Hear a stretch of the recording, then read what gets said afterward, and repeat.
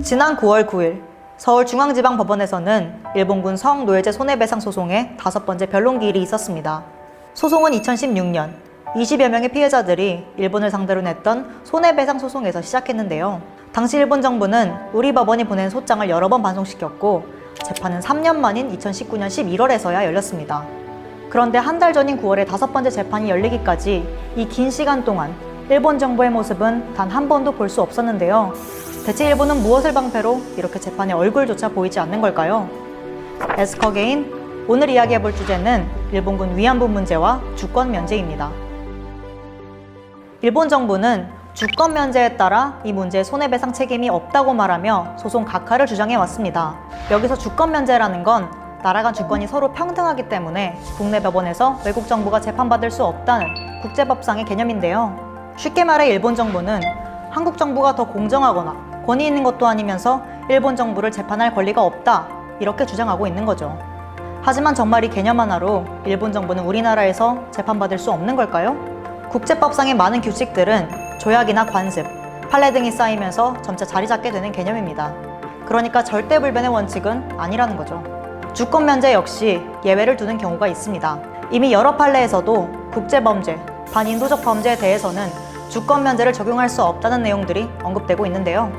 1944년 제2차 세계대전 당시에 독일군이 그리스 남부 디스토모 마을에서 자행한 민간인 대량 학살 사건이 있었습니다.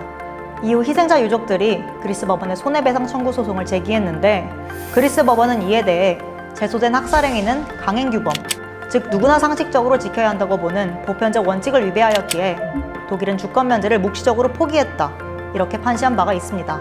또한 상업행위에 관련한 경우에도 주권 면제를 적용하지 않는 것이 일반적인데요. 상업사건에 비해 절대 피해가 적다고 할 수 없는 성노예제 사건이 주권 면제 예외가 아니라는 건 형평성에 맞지 않죠. 1991년 고 김학수님의 기자회견을 통해 일본군 성노예제 사건이 처음 드러난 이후 30년의 시간 동안 피해자분들은 10건의 소송을 벌였습니다. 하지만 그 모든 소송이 패소하거나 각하됐죠. 오는 11월 마지막 변론기일을 남겨두고 있는 이번 소송 역시 3년 만에 어렵게 열린 재판입니다. 일본군 성노예제 문제는 단순한 범죄가 아닙니다. 한 국가가 전쟁 속에서 여성들을 성적으로 유린하고 인권을 심각하게 침해한 사건이었죠. 범죄가 있을 당시에도 국제법상 금지하고 있었던 노예제였고 인신매매였으며 전쟁 범죄이자 반인도적 범죄였습니다. 일본은 이 자명한 사실을 주권 면제라는 개념 뒤에 감추고 못 본 채 할 것이 아니라 문제에 대해 사과하고 피해자들에게 합당한 배상을 해야만 합니다.